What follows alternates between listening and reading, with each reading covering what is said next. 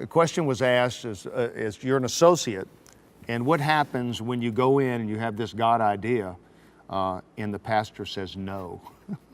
I know that's never happened to you, but let me just tell you one of the stories with me. So I'm a youth pastor. I'm in Florida, youth pastor.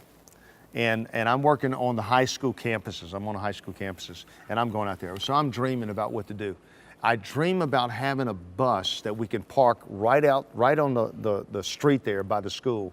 And we'll have cold drinks in it. We'll have this, and we set up. We're going to be able to talk to them. It's going to be a thing where we're going to see people saved. Everybody's going to come there, and it's just going to be a soul win. It's going to be tremendous. We're going to have a bus, redo it. I wanted to get one of those, the ones from Britain, you know, that have the double decker. Couldn't get that, but I just said I'd take a bus, whatever it is. Okay, watch.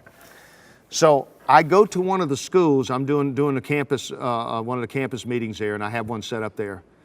And it was going so well. There were some ladies that had some money, apparently, and that they were really excited of what I was doing with their kids at school, because their kids were just being rocked by God. And so I get approached out of the blue with these ladies that don't even go to the church where I'm at, but says, Pastor Glenn, we are so-and-so, we have a little women's meeting, we meet together every week and so forth, and we want to thank you for what you're doing with our kids. Is there anything that you need? And I'm like, I need a bus. How much is the bus? I said, probably, I don't know, maybe 15, 16,000. I'll let you know next week. Let me talk to the ladies. Well, she goes back. I go home and tell my wife, said, there's some ladies came up and asked if I, and they may buy a bus for us. Wow, this is God. And so I go back next week and he goes, okay, we'll buy you the bus. I said, you'll buy the bus? He says, yeah, we'll buy you the bus. So I couldn't wait to go tell the pastor. How could you not be excited about this of a free bus? Church doesn't even need to pay for it. I go into the pastor. I said, Pastor, I said, guess what? I said, we're going to get a bus free. I said, how are you going to get a bus free? Some ladies, and I tell them the whole story. And I said, we got a bus. I said, I'm able to minister to the kids. This is a miracle. Church doesn't even need to pay for it. He goes, well, Glenn, this sounds like a good idea, but I don't think that's going to work. And I don't think you need a bus right now. Now, immediately in my mind, I'm saying, he apparently doesn't hear from God like me. And I hear from God much more clear, because I know, it's like, how could you even say no to a free bus? You can't say no to a free bus.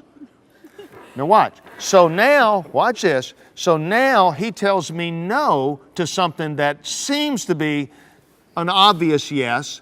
So I move into my pouting mode for the next couple weeks, where I'm not talking during staff meeting. I have nothing to say.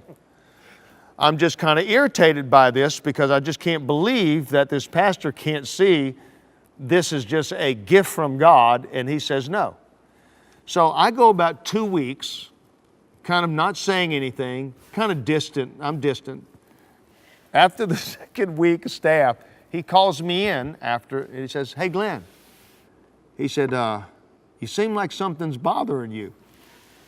I said, yeah, something's bothering me. He said, well, tell me what's bothering you. I said, how could you say no to this bus? The people are buying it for us, and they're going to give us this bus. It's going to give it to us. And you say no. Yeah, that's what I said.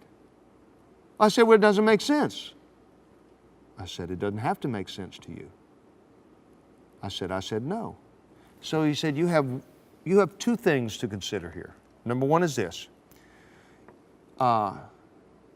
If you continue this way and you still feel that it's not right what I said, then you probably need to find another job.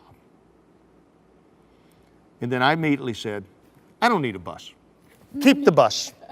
I'll keep the job, not the bus. Okay, now let me tell you the moral of the story. What I didn't know was how much insurance was going to cost on the bus. See what I'm saying? Things like this.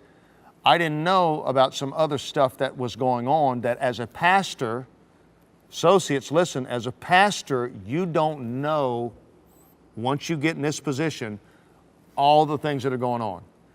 I know you as an associate, you say, I don't know why he can't give me a raise.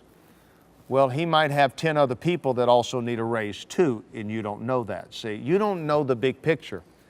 Your job is to submit. Your job is to listen to what the pastor says and be willing to take a no. See, being teachable is not being teachable in the things you agree with, because it's easy for you to tell me something I agree with you, but to be teachable in an authority tells you something you don't like, and then you go ahead and you listen and say, okay, that's what being teachable is. See, it's in the things that you don't necessarily agree with, but that shows that you're teachable. If you agree with it, it's not going to show you teachable. It's the things you don't agree. So I realized that he was in charge. Well, you know, John Bevere, good friend. John Bevere writes a book, Undercover. Well, in the foreword of the book, if you look at it, he came to visit me back in youth ministry days, and we were training with the concept that we had in youth ministry and so forth, and John was going to implement that, and he was going to go back to his church and do it. Took 6 months implementing all this stuff that we taught him and sent him material and stuff, and we're good friends today. He's an incredible man.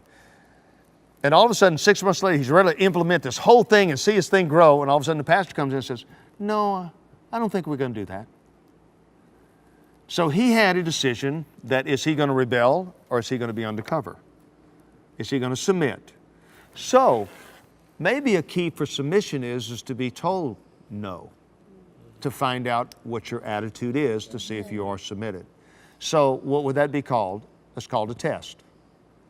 That, yeah, it doesn't make sense. Yep, looks like a home run. Looks just like God would do it, but no. How do you feel about that? Well, no. Okay. And then just go on. See, it's not your ship. You're not driving it. It's not your boat. It's not your church. You know what? I just need you to follow me. I know I can't explain everything to you right now, but there's more than what you see other than just this thing you're talking about. So that's where submission comes into all this that we're talking about too. Submission means you're going to get no's for God to check you out and find out, do you really understand submission?